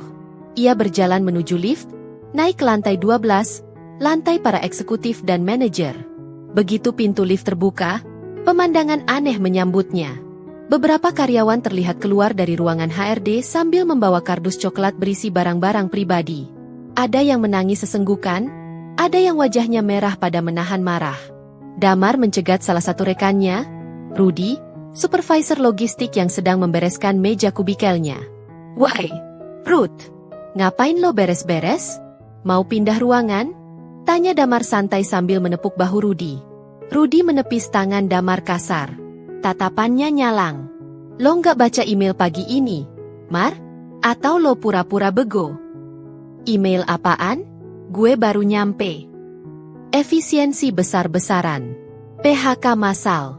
30% karyawan dipangkas hari ini juga. Divisi logistik sama marketing kena paling parah gara-gara laporan audit kemarin merah semua. Damar tertawa renyah. Tawa yang terdengar sumbang di tengah suasana berkabung itu. Hahaha. Tenang aja kali, Ruth. Itu MAH buat staff level bawah atau yang performanya ampas. Gue kan key player. Kemarin aja Pak CEO muji gue habis-habisan pas makan siang. Gue aman, bro. Lo aja kali yang kurang hoki. Rudy menatap Damar dengan tatapan kasihan bercampur jijik. Terserah lo, Mar. Semoga, key player, kayak lo nggak nangis darah aja nanti. Rudy mengangkat kardusnya dan pergi tanpa menoleh lagi. Damar mendecih. Dasar pecundang. Ditendang kok nyalahin perusahaan. Ia melenggang masuk ruangan kaca pribadinya, melempar tas kerja ke sofa, dan menyalakan laptop. Ia merasa tak tersentuh. Ia yakin, audit itu hanya akan menyingkirkan benalu-benalu kecil, bukan dirinya sang bintang. Sementara itu, di rumah, situasi yang sangat kontra sedang terjadi. Aku duduk di meja makan yang sudah kubah menjadi meja kerja darurat. 3 ponsel berjajar di depanku. Semuanya menyala menampilkan notifikasi pesanan. Di sampingku, Bu Lastri sedang membacakan daftar belanjaan untuk produksi besok. Total beras yang harus masuk gudang sore ini 500 kilo ya, Bu Safira. Telur ayam 100 kilo, ayam potong 2000 potong. Lapor Bu Lastri. Oke, Bu. Pihak supplier pasar induk sudah saya transfer DP-nya. Pastikan mobil box nomor 2 yang ambil barang. Mobil nomor 1 dan 3 fokus pengiriman ke pabrik Cikarang. Jawabku cepat sambil menandatangani surat jalan. Tanganku bergerak lincah di atas kertas, menandatangani dokumen yang bernilai puluhan juta rupiah. Di luar, suara mesin mobil box yang sedang dipanaskan terdengar menderu halus. Bisnis ini bukan lagi sekadar jualan sampingan. Ini sudah menjadi mesin uang yang berlari kencang. Ironisnya, saat aku sedang sibuk mengatur logistik ribuan perut karyawan pabrik, suamiku di kantornya yang mewah sedang menghadapi kehampaan. Kembali ke kantor Damar. Pukul 10 pagi. Telepon di meja Damar berdering. Halo, Damar bicara. Pak Damar, ditunggu Bu Diana, Direktur HRD, di ruangannya sekarang juga. Suara sekretaris HRD terdengar datar, tanpa emosi. Oh, siap. Pasti mau bahas bonus akhir tahun ya? Tanya Damar percaya diri. Silakan datang saja, Pak. Damar menutup telepon dengan senyum lebar. Ia merapikan dasinya di pantulan kaca jendela. Nah, kan. Apa gue bilang? Pasti promosi lagi atau minimal bonus pelicin. Ia berjalan menuju ruangan HRD dengan langkah tegap. Ia melewati kubikel-kubikel kosong yang ditinggalkan penghuninya. Ia melewati tatapan-tatapan sinis dari karyawan yang tersisa. Ia buta pada semua tanda-tanda itu.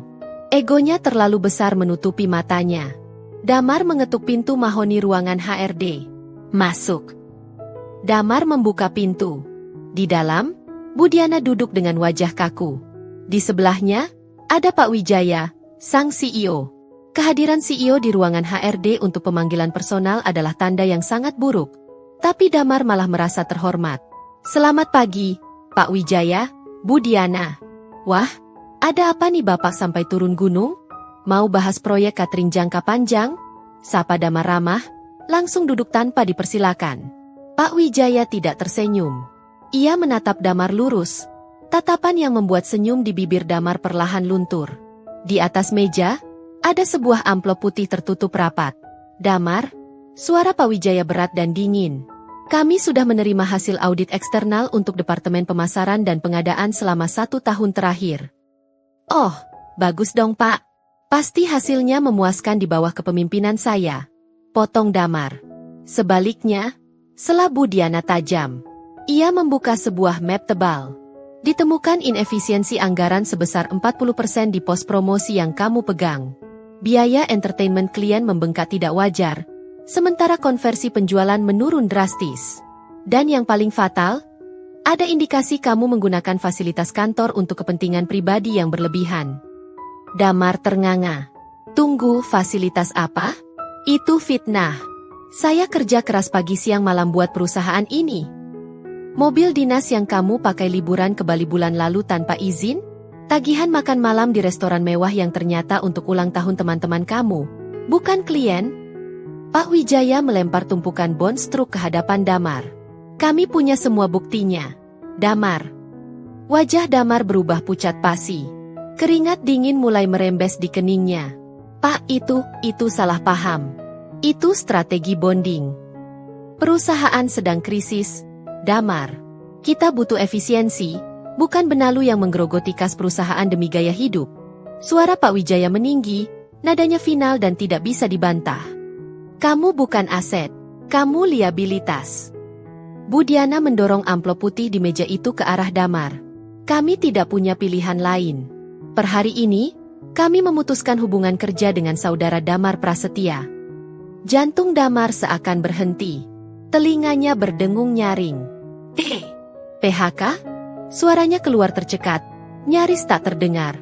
Efisiensi, koreksi Bu Diana dingin. Pesangon akan dibayarkan sesuai peraturan yang berlaku, dipotong ganti rugi atas penyalahgunaan dana kantor. Mobil dinas dan laptop harap diserahkan hari ini juga sebelum jam 12 siang. Security akan mengawal kamu mengemas barang. Damar menatap amplop itu dengan tangan gemetar hebat. Dunia di sekelilingnya terasa runtuh. Langit-langit ruangan seolah ambruk menimpanya. Tapi Pak, cicilan saya banyak, istri saya cuma ibu rumah tangga.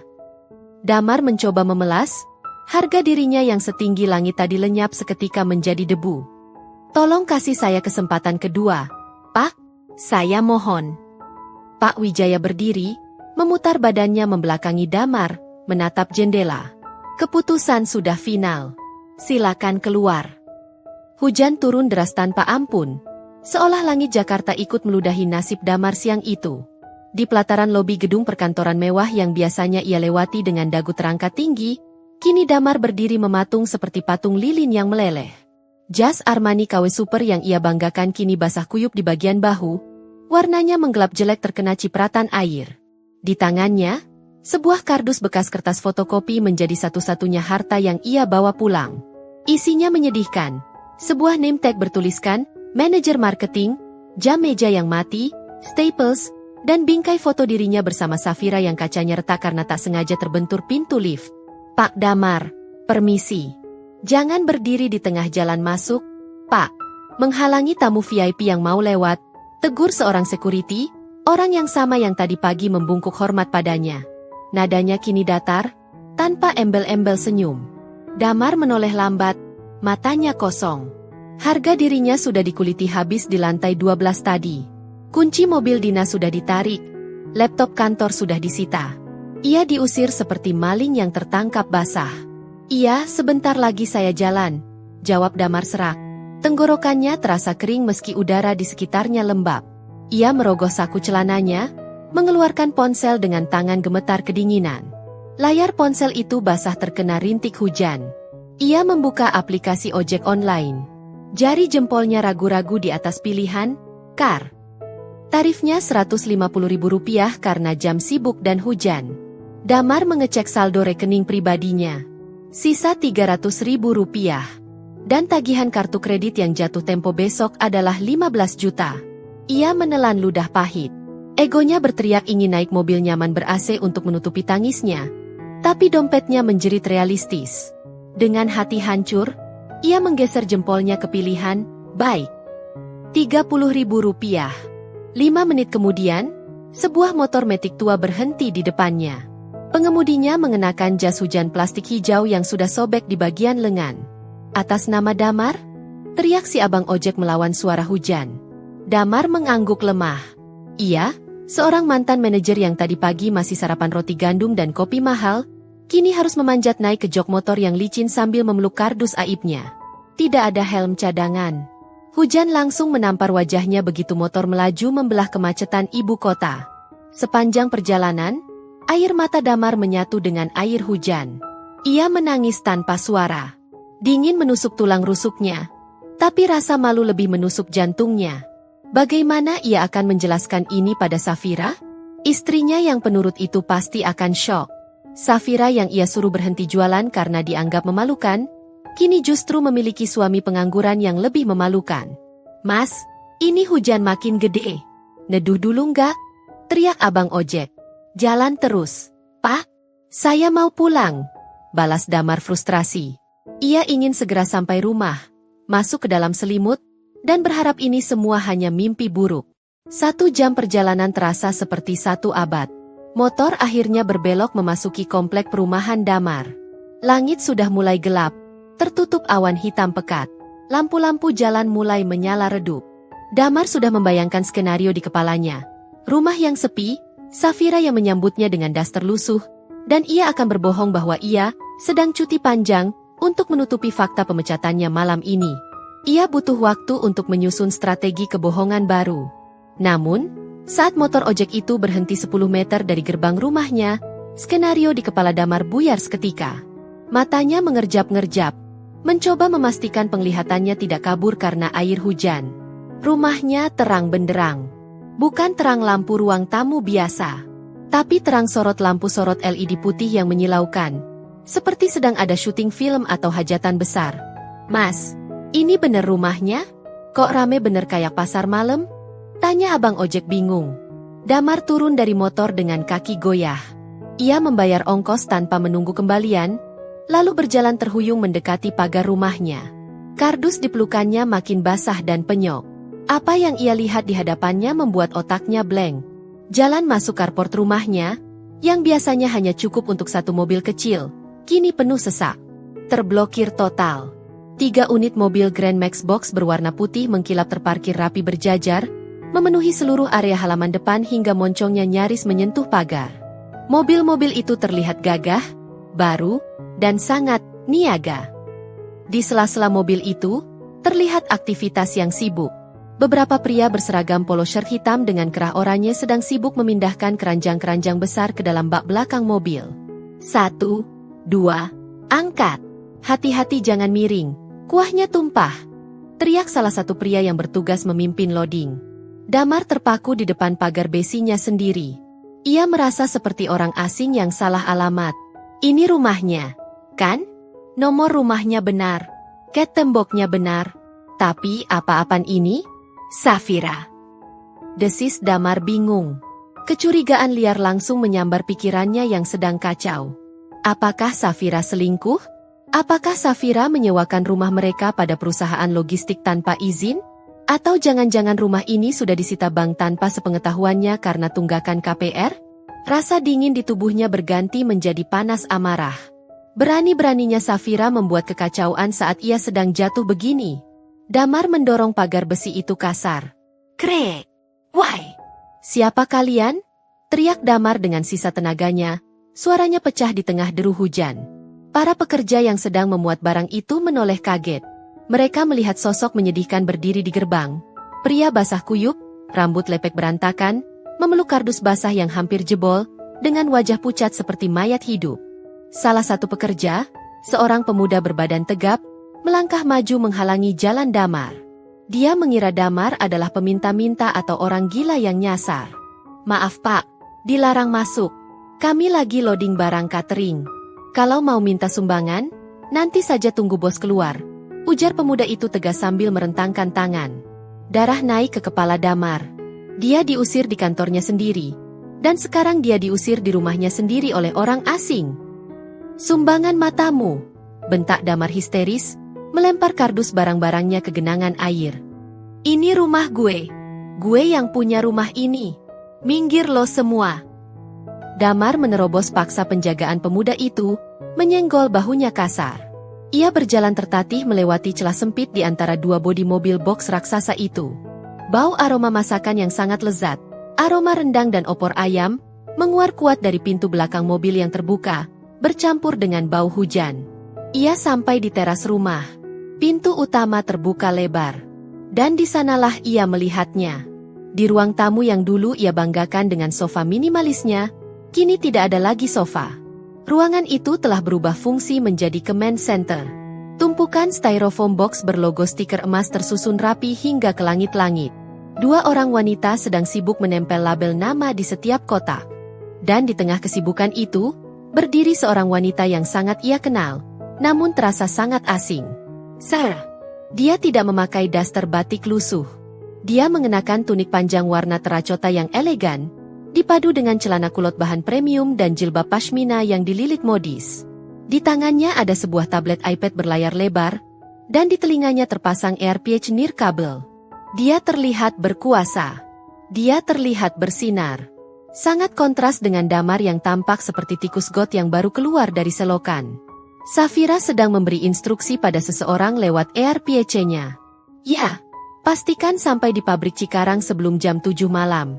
Jangan sampai telat 1 menit pun. Klien ini VIP. Damar berdiri di ambang pintu, air menetes deras dari ujung celananya, membuat genangan lumpur di lantai granit putih. Safira menoleh. Matanya bertemu dengan mata Damar. Hening. Semua aktivitas pekerja di ruangan itu terhenti. Suara hujan di luar seolah menjauh. Damar membuka mulutnya, bibirnya gemetar biru, ingin memuntahkan amarah, tapi kalimat yang keluar justru terdengar patah-patah dan menyedihkan. Mobil siapa ini? Dek? Kenapa? Kenapa rumah kita jadi pasar? Safira menurunkan tabletnya perlahan. Wajahnya tidak menunjukkan rasa takut atau kaget. Justru tatapannya tenang. Terlalu tenang. Tatapan seorang CEO yang melihat karyawan magang yang datang terlambat. Dia mematikan sambungan teleponnya, lalu berjalan pelan mendekati Damar. Sepatu hak rendahnya berbunyi tak-tak-tak berirama di lantai. Terdengar mengintimidasi bagi telinga Damar. Safira berhenti tepat 2 langkah di depan suaminya yang basah kuyup. Dia melirik ke arah mobil-mobil box besar di belakang Damar, lalu kembali menatap mata suaminya yang merah. "Pasar?" ulang Safira lembut, tapi ada senyum tipis yang penuh ironi di sudut bibirnya. "Itu bukan pasar, Mas. Itu armada logistikku. Kan Mas Damar sendiri yang bilang." Safira mencondongkan tubuhnya sedikit, berbisik dingin namun menusuk. "Kalau jualan keliling itu memalukan. Jadi aku beli truk biar nggak perlu keliling lagi." Armada logistik. Damar mengulang kata-kata itu dengan bibir gemetar, seolah sedang mengeja bahasa asing yang tak ia mengerti. Tawa kering, pendek, dan terdengar seperti orang sakit jiwa, lolos dari tenggorokannya. "Hahaha." Damar mundur selangkah, air hujan dari rambutnya menetes masuk ke matanya, membuat pandangannya perih dan kabur. Kamu pasti lagi prank kan? Atau aku yang lagi demam tinggi gara-gara hujan?" Ia menunjuk Safira dengan telunjuk yang goyah. "Jangan halusinasi, Dek. Kamu itu cuma ibu rumah tangga. Kerjaanmu cuma masak di dapur sempit belakang. Mana mungkin?" Ia menunjuk liar ke arah mobil-mobil box raksasa di halaman. "Mana mungkin kamu beli monster-monster besi ini? Kamu nemu uang di mana?" "Hah?" Safira tidak menjawab. Ia hanya berdiri tegak, memeluk tabletnya di dada. Ekspresinya datar, tenang, seperti permukaan danau yang dalam dan menghanyutkan. Di belakangnya, Bu Lastri dan 2 karyawan lain menunduk canggung, berpura-pura sibuk menata kotak nasi. Namun telinga mereka jelas terpasang tajam mendengarkan drama tuan rumah ini. Keheningan Safira justru memantik api di kepala Damar. Rasanya seperti diejek tanpa kata-kata. "Jawab aku, Safira!" bentak Damar. Suaranya pecah menjadi teriakan histeris yang memantul di dinding ruang tamu. "Siapa pemilik asli bisnis ini? Siapa bosnya? Kamu cuma disuruh jaga rumah kan buat gudang mereka? Berapa kamu dibayar buat merendahkan harga diri suamimu kayak gini?" Damar berbalik badan, berlari terhuyung keluar menuju teras. Ia menerjang hujan lagi, mendekati salah satu mobil box yang paling dekat. Ia butuh bukti. Ia butuh melihat nama orang lain tertulis di sana. Nama pria kaya raya, atau nama perusahaan asing. Bukan nama istrinya. Itu mustahil. Dengan napas memburu, Damar memukul bodi samping mobil box itu. Duh! Pelat besinya dingin dan keras. Ini nyata. Bukan mimpi. Matanya menelusuri permukaan pintu mobil yang putih bersih. Di sana, tertempel sebuah branding stiker cutting berwarna emas dan hitam yang terlihat sangat profesional. Desainnya elegan, jauh dari kesan gerobak pinggir jalan yang selama ini ada di kepalanya. Tulisan itu terpampang jelas, menghina logika Damar. Dapur Safira Premium Corporate Catering and Food Supply PT Safira Boga Mandiri. Lutut Damar lemas seketika. PT? Desisnya. Perseroan terbatas? Ia meraba tulisan itu. Licin. Asli. Otaknya yang dipenuhi gengsi menolak menerima fakta ini. Bagaimana mungkin? Bagaimana mungkin wanita yang setiap pagi ia lempar uang belanja pas-pasan, wanita yang ia suruh membuang gerobak bututnya, kini memiliki nama yang tercetak di atas armada senilai ratusan juta?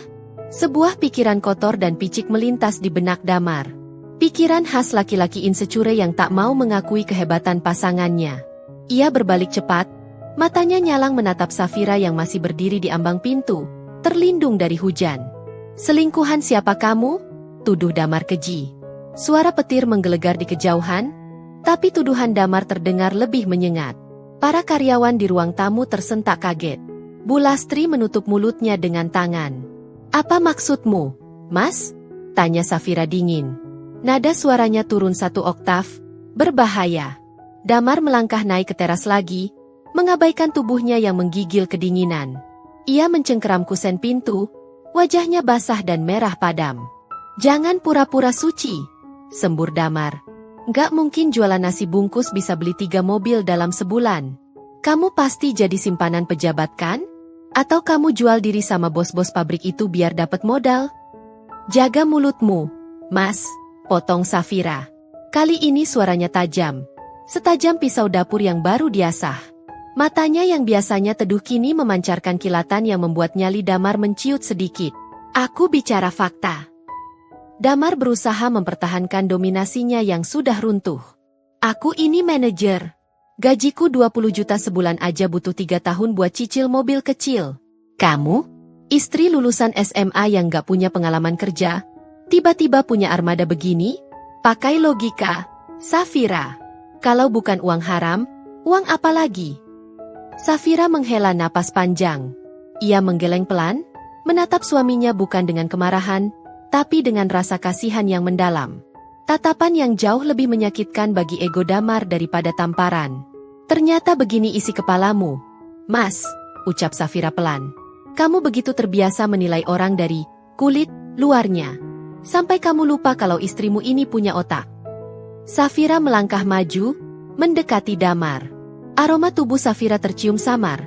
Bukan bau bawang seperti yang selalu Damar hina, melainkan wangi parfum vanila lembut yang mahal, bercampur dengan aroma kesuksesan yang tak terbantahkan. Kamu mau tahu dari mana uangnya? Tantang Safira. Ia mengangkat tablet di tangannya, mengetuk layar beberapa kali dengan jari lentiknya yang kini terawat rapi. Bu Lastri, Mbak Nining, panggil Safira tanpa menoleh ke belakang. Tolong berhenti loading sebentar. Kalian boleh istirahat di dapur belakang. Tutup pintunya. Saya mau bicara urusan direksi dengan suami saya. Baik, Bu, jawab Bu Lastri gugup. Para karyawan itu bergegas membereskan barang dan menghilang ke belakang secepat kilat, meninggalkan suami istri itu dalam ketegangan yang memuncak. Kini hanya tinggal mereka berdua. Suara hujan di luar menjadi satu-satunya backsound. Masuk, Mas, perintah Safira. Bukan ajakan, tapi perintah. Ia berbalik dan berjalan menuju satu ruangan di sudut ruang tamu. Ruangan yang dulunya adalah kamar tamu tak terpakai. Damar, dengan tubuh basah kuyup yang mulai membuat lantai becek, mengikuti langkah istrinya seperti kerbau yang dicocok hidungnya. Ia ingin marah, tapi rasa penasaran dan intimidasi yang dipancarkan Safira membuatnya tak berkutik. Safira membuka pintu ruangan itu. Damar terbelalak. Kamar tamu yang dulu penuh debu itu kini telah berubah total. Dindingnya dicat putih bersih dengan aksen kayu vinil. Di tengah ruangan, terdapat meja kerja L-shape yang besar dan modern. Di atasnya, 2 monitor komputer menyala menampilkan grafik dan tabel yang rumit. Di dinding, tertempel sebuah papan tulis putih besar, whiteboard, yang penuh dengan tulisan spidol warna-warni, timeline produksi, target omzet, dan daftar klien prioritas. Dan yang membuat mata Damar hampir copot adalah apa yang tertempel di papan chalkboard di sebelahnya. Deretan kertas purchase order, PO, dari perusahaan-perusahaan raksasa. Ada logo pabrik otomotif, logo pabrik elektronik, bahkan mata Damar terpaku pada satu logo di kertas paling atas. Logo PT Angkasa Raya. Perusahaan tempatnya bekerja. Tempatnya baru saja dipecat. Ini. Suara Damar tercekat. Tenggorokannya terasa seperti menelan pasir. Ini po kantor pusat. Safira berjalan memutari meja kerjanya, lalu duduk di kursi direktur yang empuk dan tinggi. Ia meletakkan tabletnya di meja, lalu menatap Damar yang berdiri mematung di tengah ruangan sambil meneteskan air hujan ke karpet baru kantor mininya. Benar, jawab Safira santai, seolah sedang membicarakan cuaca. Mereka klien baruku. Kontrak eksklusif untuk makan siang direksi dan staf. Nilainya 400 juta per bulan. Damar merasa dunia berputar. Vendor, Sultan, yang dipuji-puji Pak CEO. Katri misterius yang membuat posisinya aman. Sebelum diaudit, itu adalah istrinya sendiri? Kamu vendor dapur es itu? Tanya Damar lemah. Kakinya tak kuat lagi menopang tubuh. Ia jatuh terduduk di kursi tamu di depan meja Safira. Kursi itu basah terkena celananya. Tapi ia tak peduli. Surprise, ucap Safira datar, tanpa senyum. Safira kemudian membuka laci mejanya. Ia tidak mengeluarkan senjata, tapi sesuatu yang lebih mematikan bagi Damar saat ini. Sebuah buku tabungan bisnis berwarna emas dan selembar apron, celemek, putih bersih yang terlipat rapi. Safira mendorong buku tabungan itu ke hadapan Damar. Kamu tadi tanya uangnya dari mana kan, Mas? Dan kamu nuduh aku jual diri. Safira menunjuk buku tabungan itu dengan dagunya. Buka. Lihat mutasi rekening 30 hari terakhir. Dan hitung sendiri berapa harga diri istrimu yang sebenarnya. Damar menatap buku tabungan itu dengan tangan gemetar hebat. Ia takut menyentuhnya. Ia takut angka-angka di dalamnya akan membakar matanya dan menghanguskan sisa-sisa kesombongan yang masih ia genggam erat. Buka, Mas, desak Safira.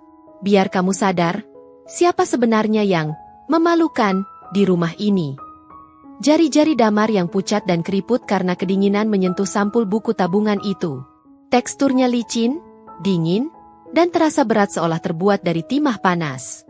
Air hujan dari ujung rambutnya menetes jatuh tepat di atas logo bank berwarna emas, menciptakan bercak basah yang melebar. Dengan napas tertahan, ia membuka halaman pertama. Kosong. Ia membalik ke halaman mutasi terakhir. Napasnya tercekat. Matanya melebar hingga batas maksimal, urat-urat merah di bola matanya terlihat jelas. Tanggal 02, kredit 45 juta rupiah, pelunasan PT Yamaha, tanggal 10, kredit 80 juta rupiah, DP Catering Wedding Hall, tanggal 25, kredit 150 juta rupiah, termin 1 PT Angkasa Raya. Angka-angka itu berbaris rapi, mencemooh gaji bulanannya yang hanya 20 juta, itu pun kotor sebelum dipotong pajak dan cicilan. Saldo akhir di pojok kanan bawah tercetak tebal dengan jumlah digit yang membuat kepala Damar pening. 9 digit. Ratusan juta rupiah. Dalam 1 bulan. Ini palsu kan? Gumam Damar. Suaranya terdengar seperti orang yang sedang sekarat. Ia mendongak, menatap Safira dengan pandangan nanar. Kamu nipu aku kan? Kamu cetak sendiri buku ini. Safira tertawa kecil. Tawa yang kering dan tanpa humor. Ia menyandarkan punggungnya di kursi direktur, memutar pulpen mahal di jari-jarinya. Cek saja ke bank kalau nggak percaya. Mas? Atau kamu mau aku telepon Pak Wijaya sekarang buat konfirmasi siapa yang tanda tangan kontrak 400 juta itu? Nama Pak Wijaya, mantan bos besarnya, membuat nyali Damar ciut seketika. Tubuhnya merosot di kursi tamu yang basah. Buku tabungan itu terlepas dari tangannya, jatuh ke lantai dengan suara buk yang tumpul. Keheningan kembali menyelimuti ruangan itu, hanya diisi oleh suara humming halus dari CPU komputer dan detak jantung Damar yang tidak beraturan. Egonya yang sudah retak kini hancur berkeping-keping menjadi debu. Namun, di tengah kehancuran itu, insting purba laki-lakinya mencoba memberontak. Insting untuk tetap memegang kendali. Damar menegakkan punggungnya yang pegal. Wajahnya memerah, campuran antara malu dan marah yang tak beralasan. Oke. Kamu hebat, ucap Damar dengan nada sinis yang dipaksakan. Kamu punya uang banyak sekarang. Tapi ingat, Safira, aku ini masih suamimu. Aku imam di rumah ini. Ia menepuk dadanya yang basah kuyup. Dalam agama, dalam hukum, harta istri itu harta suami juga. Jadi uang di rekening ini. Damar menunjuk buku tabungan di lantai dengan jempol kakinya. Itu hak aku juga sebagai kepala keluarga. Aku berhak atur uang ini. Safira menatap suaminya dengan tatapan tak percaya. Alisnya terangkat satu. Hak? Ulang Safira pelan. Ia condong ke depan, menopang dagu dengan kedua tangan di atas meja. Tatapannya berubah menjadi sorot mata elang yang sedang mengincar mangsa. Kamu bicara soal hak sebagai kepala keluarga. Mas? Setelah kamu paksa aku berhenti jualan? Setelah kamu rampas tabunganku buat beli mobil yang sekarang sudah ditarik kantor? Setelah kamu hina aku bau bawang dan menjijikan? Itu kan demi kebaikan kita, potong Damar defensif. Biar kita terpandang. Bra. Safira menggebrak meja kerjanya. Suaranya menggelegar, membuat Damar terlompat kaget di kursinya. Tumpukan kertas di meja bergetar. Terpandang apanya? Suara Safira meninggi, penuh emosi yang selama ini ia pendam rapat-rapat. Kamu tahu kenapa aku harus kerja gila-gilaan sebulan ini? Kamu tahu kenapa aku harus beli truk-truk itu? Safira membuka laci-laci paling bawah. Ia menarik keluar sebuah map merah berlogo bank. Ia melempar map itu ke hadapan Damar. Kertas-kertas di dalamnya berhamburan keluar.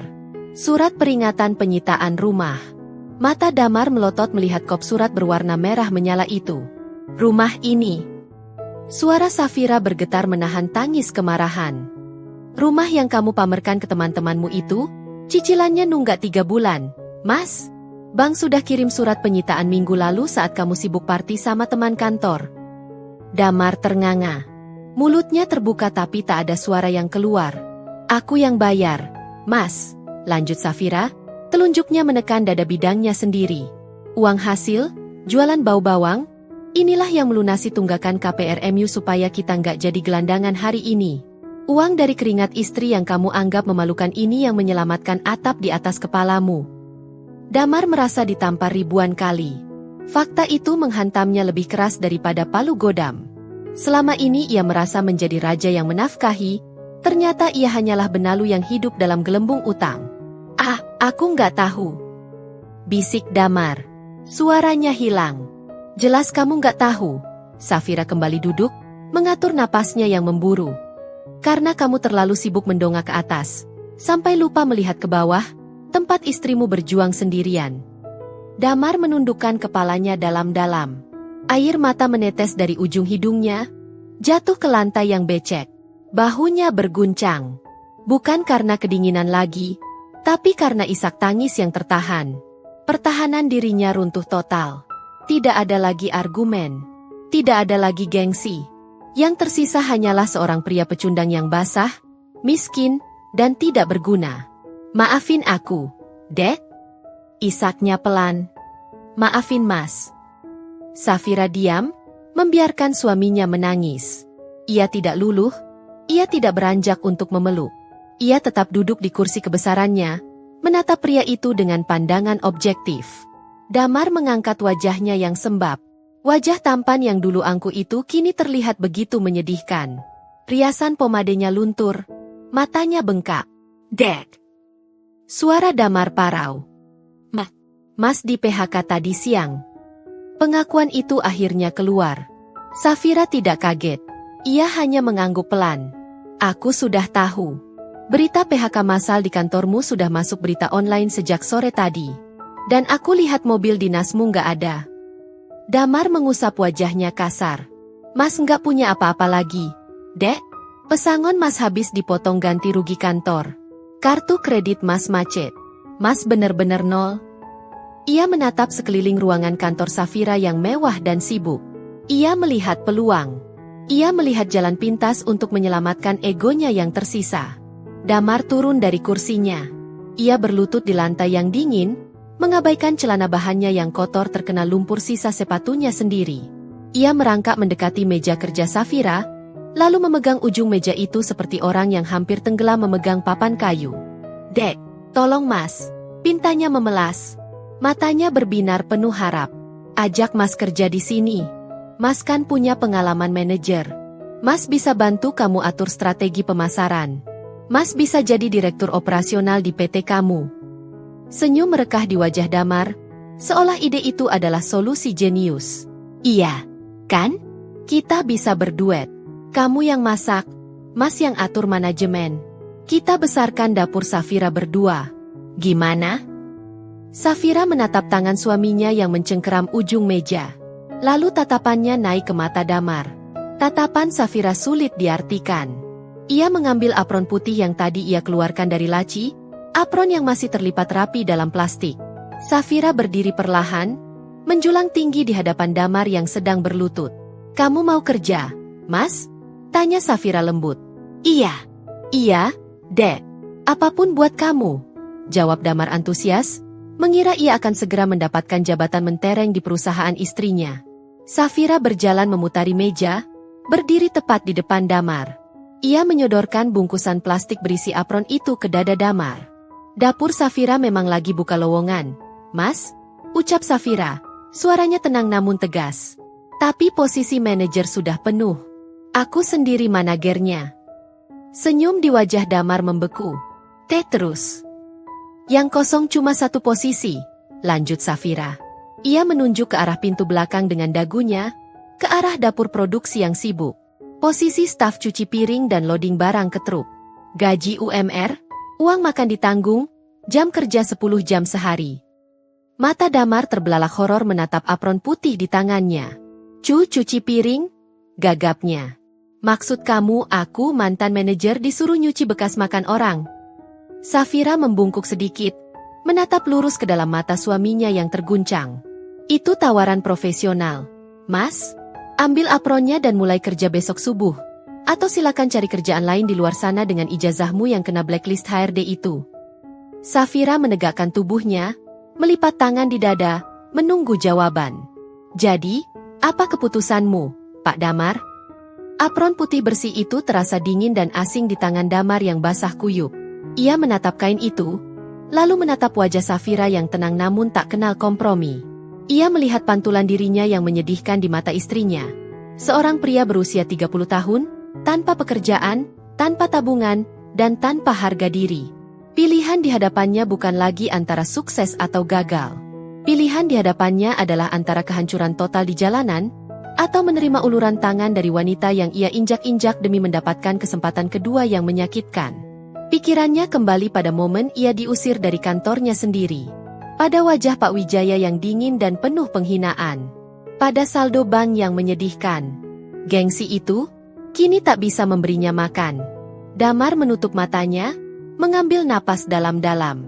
Ia mencium aroma wangi dari apron yang ia pegang, bau deterjen dan pelembut kain yang bersih. Kontras sekali dengan bau lumpur, keringat, dan hujan di tubuhnya sendiri. Ia membuka mata. Tatapannya kini fokus, bukan lagi dipenuhi amarah atau denial, melainkan penerimaan yang pahit. Aku ambil, Dek, ucap Damar parau, suaranya pecah namun terdengar tulus. Ia mencengkeram erat apron itu. Aku ambil posisi cuci piring itu. Aku janji akan kerja keras. Aku janji. Safira tidak tersenyum. Ia hanya mengangguk pelan. Tidak ada kata-kata manis. Hanya fakta. Bagus. Mulai besok subuh, jam 4 tepat, kamu sudah harus ada di dapur produksi. Seragam itu harus dipakai. Selama di jam kerja, kamu adalah karyawan. Aku adalah bos. Tidak ada panggilan, Mas, atau Dek, di area kerja. Panggil aku, Bu Safira. Sama seperti karyawan lain. Mengerti? Mengerti, Bu Safira, jawab Damar, lidahnya terasa kaku menyebut sapaan itu. Safira kemudian menyerahkan sebuah keycard baru. Ini kartu akses gudang. Kamu bisa bersih-bersih dan istirahat di kamar tamu. Tapi ingat, besok pagi, kamu harus sudah berdiri di depan wastafel cuci piring. Safira berbalik, kembali ke meja kerjanya. Punggungnya lurus dan tegap. Damar melihat sosok istrinya yang sudah berubah total. Wanita yang takkan lagi ia remehkan. Pukul 4 subuh, keesokan harinya. Suara adzan subuh baru saja selesai. Di belakang rumah Safira, dapur produksi sudah berdenyut dengan aktivitas. Lampu-lampu terang menyala, kompor-kompor menyala, dan suara air mengalir di wastafel terdengar memecah keheningan dini hari. Damar berdiri di area pencucian piring, di antara tumpukan keranjang kawat berisi piring stainless steel, wajan raksasa, dan ratusan kotak makan plastik yang kotor dan berminyak. Ia sudah mengenakan apron putih itu. Celana kainnya digulung sebatas betis. Tangan mantan manajer itu kini memegang spons kasar dan botol sabun cuci piring. Ayo, Pak Damar, jangan bengong. Airnya sudah dingin, minyaknya beku nanti susah dibersihkan. Tegur Bu Lastri, yang kini bertindak sebagai head chef sekaligus supervisor on site-nya. Damar tersentak. Ia menoleh. Bu Lastri yang dulu sering ia abaikan saat jualan, kini memberinya perintah. Ia menunduk. Siap, Bu Lastri, jawab Damar, suaranya terdengar canggung. Ia mulai mencuci. Air dingin yang bercampur sisa-sisa bumbu rendang, kuah opor, dan minyak goreng langsung membuat tangannya yang halus terasa perih dan kaku. Srek, srek. Damar mencoba menggosok sebuah wajan aluminium besar. Kotorannya membandel. Ia mengeluh pelan, lalu menyikutnya terlalu keras. Klang. Wajan itu terlepas dari tangannya dan jatuh ke lantai dengan suara berisik. Ya ampun, Pak Damar, protes Mbak Nining, yang sedang memotong ayam di sebelahnya. Hati-hati, Pak, nanti dapur berantakan. Damar merasa malu. Dulu, ia hanya perlu menekan tombol lift dan memerintah staf.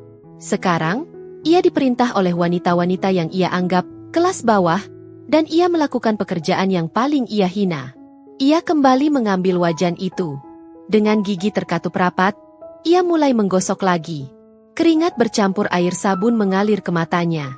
Rasa sakit di tangan, rasa lelah di punggung, dan rasa malu yang menusuk. 3 jam berlalu. Pukul 7 pagi. 3 mobil box catering sudah meluncur pergi membawa ribuan porsi makanan untuk para buruh pabrik. Damar duduk jongkok di belakang wastafel, tubuhnya lepek dan nyaris kehabisan tenaga. Semua piring sudah dicuci, tinggal mengelap lantai. Tangannya merah dan keriput, beraroma sabun lemon yang tajam. Pintu kantor Safira terbuka. Safira keluar, sudah rapi dengan tunik biru lautnya. Ia membawa sebuah termos kecil dan 1 handuk bersih. Ia berjalan mendekati Damar, berdiri di depannya. Damar mendongak, matanya sayu. Sudah bersih, Bu Safira. Saya sudah cuci semua. Safira tidak melihat piring. Ia melihat tangan suaminya yang gemetar. Ia menyerahkan handuk itu. Damar mengambilnya ragu. Istirahat sebentar, Mas, ucap Safira. Suaranya kini kembali melembut, tanpa nada perintah. Ia membuka termos kecil itu, menuang isinya ke dalam gelas kecil. Aroma jahe hangat tercium samar. Ini jahe madu. Biar kamu nggak masuk angin. Damar menerima gelas itu dengan tangan kotor. Kehangatan minuman itu seketika menjalari kerongkongannya. Ia meminumnya perlahan. Ini adalah momen keintiman pertama mereka sejak pertengkaran besar itu. Makasih, Dek, bisik Damar. Panggilan, Dek, itu lolos begitu saja. Panggilan yang hanya boleh ia gunakan saat tidak ada karyawan lain. Gimana rasanya kerja, Mas? Tanya Safira pelan. Tatapannya tidak menghakimi, melainkan ingin tahu. Damar menatap tangannya yang merah dan perih. Ia menatap Safira yang berdiri gagah di hadapannya. Berat, Dek, jawabnya jujur. Capek banget. Mas nggak nyangka, kerjaan yang Mas hina itu ternyata seberat ini. Ia tersenyum. Senyum yang tulus, bukan lagi senyum angkuh. Dan baunya. Bau bumbu yang tadi Mas cuci, itu bau keringat halal. Mas baru sadar, bau ini jauh lebih jujur dan terhormat daripada bau parfum mahal yang menutupi kebohongan Mas. Air mata Damar menetes lagi. Kali ini bukan air mata malu, tapi air mata penyesalan sejati. Mas janji, Dek, Mas akan mulai lagi dari sini. Mas akan mulai menghargai setiap tetes keringatmu, dan setiap rupiah yang kamu dapatkan. Maafkan semua kesombongan Mas. Safira mengulurkan tangannya, menyentuh lembut bahu Damar. Aku nggak butuh kata maaf, Mas, kata Safira. Aku cuma butuh bukti bahwa kamu sudah belajar. Gengsi itu hanya selaput tipis. Begitu terkelupas, yang tersisa hanyalah harga diri yang harus kita bangun kembali dari nol. Dan kamu sudah memulai langkah pertama yang benar. Safira membiarkan tangan Damar menggenggam apron kotor itu erat-erat. Ia tahu, Damar yang sekarang, si pencuci piring yang jujur, jauh lebih berharga daripada manajer pemasaran yang arogan dan penuh hutang. Akhirnya, mereka memiliki rumah tangga yang satu visi. Rumah tangga yang dibangun bukan di atas tumpukan gengsi, melainkan di atas fondasi keringat, kejujuran, dan saling menghargai. Safira telah mengembalikan harga diri suaminya, 1 piring kotor pada 1 waktu. Sobat Dira Story, kisah Safira dan Damar mengajarkan kita bahwa kekayaan sejati bukanlah jabatan, melainkan kemampuan untuk mandiri dan kerendahan hati untuk mengakui bahwa setiap pekerjaan, sekecil apapun, memiliki martabatnya sendiri. Jangan pernah meremehkan perjuangan pasangan Anda, sebab mungkin saja mereka adalah jangkar yang diam-diam menahan kapal rumah tangga Anda dari badai kehancuran. Semoga kisah ini menjadi inspirasi bagi kita semua. Jangan lupa like dan tinggalkan komentar pesan moral terbaik Anda di bawah. Dan tentu saja, subscribe channel Dira Story agar tidak ketinggalan kisah-kisah penuh makna lainnya. Sampai jumpa di kisah selanjutnya.